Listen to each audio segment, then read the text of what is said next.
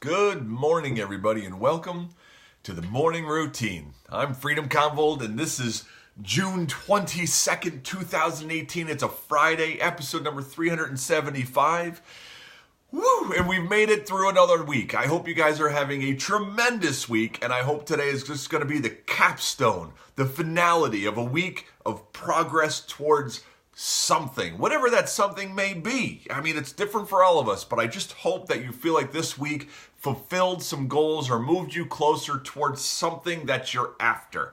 And let's celebrate that today on this Friday.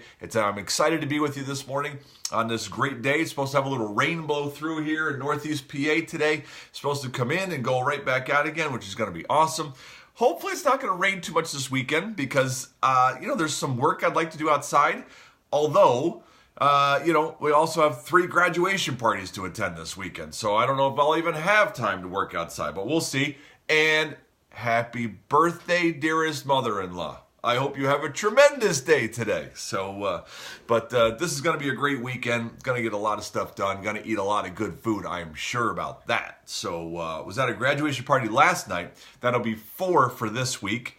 We've got, a lot of graduates this week, a lot of weddings, graduation. There's a lot of just everything going on. So, I don't know. It's all good.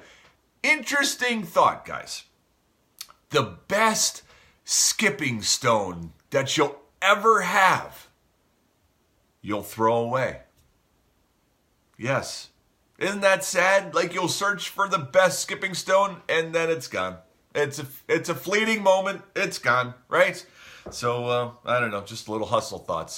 But anyways, I hope that your Friday is going well, whether you're with us right now live or you're listening to this or watching this later on in the day. Good morning, Paul. Good to see you, buddy. And listen, it's Friday, baby. I'm just stoked about that. Can you tell? I must have said that 5 times already. I'm just stoked about it. So I had a little biscotti this morning with my coffee. Things are good. So I do have some stories for you this morning. So why don't we just jump right in there? Just remember, all the stories I'm going to share with you can all be found at themorningroutine.live in their entirety as we just grab little snippets of information here and there to share with you. So the first story that I have for you is, it's a great story. You're definitely going to want to go read this article at themorningroutine.live. It's out of Barna, and there's no way I could share all the great information in this. But this is great. Listen to this stuff. Barna conducted a major study in partnership with Impact 360 Institute, and they look at what we learned about teenagers' views on identity, work, and their futures. This article compares the difference between millennials and Generation Z. Now, let's just clarify. Generation Z was born between 1999 and 2015, okay? They're the youngest group that's going on right now. So 99, that means 19 years old and younger. Millennials were born from 1984 to 1998. So just to kind of give us a loose idea of what 2 groups we're talking about. We hear a lot of talk about millennials, but nobody really talks about the identification of it. So basically the dividing line is 19 years of age. 20 years and older, millennial. Well, not older, but you know what I mean. And then Gen Z. Now listen to these. I'm going to show you 3 graphs. I don't know if you'll be able to see them on the screen, but I'm going to tell you the key points of it. This is comparing the 2 groups together, okay? The first graph that they have in Barna here, and you're going to want to go see these, is my blank is very important to my sense of self. Gen Z's highest one at 43% is professional educational achievement. At 35% is millennials. Gen Z seems a little bit more motivated. Hobbies and pastimes. Gen Z at 42%, millennials at 35%.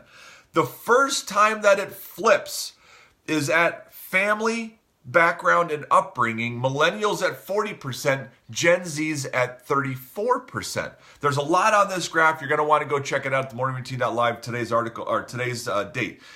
Next graph, I would just want to hit. This one I found fascinating. Listen to this. I want to accomplish blank before age 30. Now, I want you, just listen to this one. I want to accomplish blank before age 30.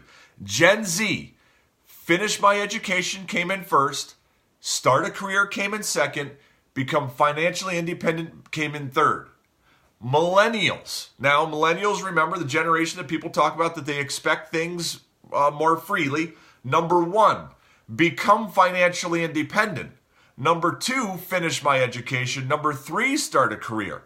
It's interesting to note that Gen Z says they want to go to education, they want to get a career, and then become financially independent. Millennials say, we want to be financially independent. Oh, but yeah, finish education, start a career, yes, after that. Interesting perspective, right? It's kind of interesting how that flips around. And there's a lot more on that one as well. One more graph I want to share, okay? The primary mark of adulthood, right? In this survey, when asked Gen Z and millennials, what is the primary mark of adulthood?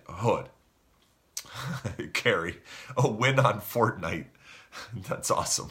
That's kind of funny. But anyways, in a survey, the primary mark of adulthood, Gen Z at 42% says financial independence is the primary mark for adulthood. Millennials, their highest one at 49%, says the primary mark of adulthood is emotional maturity. That's how they mark it. They're very different. So the Gen Z, you're 18, you're 19 years old and younger, seems to be very motivated to work hard, learn hard, save hard, and all that stuff, and everything else comes after that. A little different than the millennial generation. So both are good, just very different. It's very interesting. So I would go and check this out. If you guys work with students, or if you hire and you deal with people in those age groups, just to understand the mindset of the generation. Obviously, not each individual thinks the same, but a general mindset across the generation. Very interesting article that Barna does. They do a lot of great work. You'll like other stuff that you find on their website as well. So, but that great article. So, next article that I have for you is out of the NewYorker.com. This article, the author Gia Tolentino is talking about the world's first gym for your face. Yes, the picture that you see on the screen, if you're watching on video, it says it's not a facial, it's a workout. This is directly from a website from a company that has a face gym. Yes, face gym. The world's first gym for your face. Yes. Dad, financial independence for retirement. This is a goal that Gen Z is tracking on. Millennials, not so much. So it's very scary, especially if you have your own kids who are in the millennial group and you want to make sure that they're okay, right? Face Gym, the world's first gym for your face, promises to tone, tighten, and sculpt your face with the help of a trainer who would perform face exercises such as knuckling, faceballing, high-speed hand whipping, flicking, and pinching. Are you excited yet? Are you ready to go get your face tortured? This is insane, right? Located on a new second floor of Saks Fifth Avenue, one sign hawked an anti-aging manicure, another encouraged this author to unlock the perfection. Yes. You have to say it with that kind of voice whenever you're talking about cosmetics or any kind of appearance things. You have to, Shakira. You got lock the perfection. Yes. So I don't know. I am not lining up to go to the face gym. I do not want to work out for my face. My face would be tired then. And, I don't know, So a new concept. That's all I have to share about this. You can go read more about it on themorningroutine.live. So, but yes, Dad, you're dead on. It was previously called boxing, and now it's called a facial workout. That's awesome, Pops. That's great, man. Especially when you read it, right? Face exercises, knuckling, faceballing, high-speed hand whipping, flinking, and pinching. It's absolutely boxing. Oh, my goodness. And if you're boxing against Mike Tyson, a little ear nibbling goes along with it. So there you go, man. Oh, that's fantastic. One last article for you guys this morning. The last article I have, we've heard about this for so long. And now, for the first time, something is happening that isn't good. This is not positive news. This is interesting information, though. Out of CBS News comes a story of, yes, Social Security. We've all been told for years they're going to go broke, that there's not going to be any money left at the end, for some of us when we get there and things like that, and that you shouldn't count on it, which overall, I believe that's a great strategy. If your retirement plan is to count on Social Security, I'm scared for you. I really am. I'm scared for me as well. I mean, you really have to kind of plan on the basis that it's not going to be there. And if it's there, you're fortunate. But this article, listen to this. The Social Security program's costs are expected to exceed its income this year, marking the first time that's happened since 1982. Yes, all these years we've been hearing the scary stories, but the income has always matched the outgo. This year is the first time since 1982 that the outgo will be more than what is collected. This is forcing the U.S. government to dip into the retirement system's trust fund to pay benefits to participants. The trustees of Social Security and Medicare forecast the program's reserves will be depleted by 2034, at which point it won't be able to pay full benefits on a timely basis. If the funds are depleted, the program could pay about 3/4 of benefits. About 23% of older married couples rely on Social Security as their main source of income. That's 23%. Workers should panic because they aren't saving nearly enough money for retirement. You could change some of the formula about how much people get. You can change the full retirement age. You can change payroll taxes. There's a million solutions to this. It's just a matter of getting it pushed through in the political machine to solve this. The problem also is that we, as consumers, don't really want to solve it. Yes, we want to solve it, but we don't want to pay more or lose other services that already exist to solve it. So that's kind of the big problem too, and that's why politically they can't fix it, because no politician can stand up and say, listen, we're going to increase taxes or we're going to get rid of this benefit so we can fund this. People are like, no, we're not giving any more. We already give too much. And that's one of the problems of this whole system.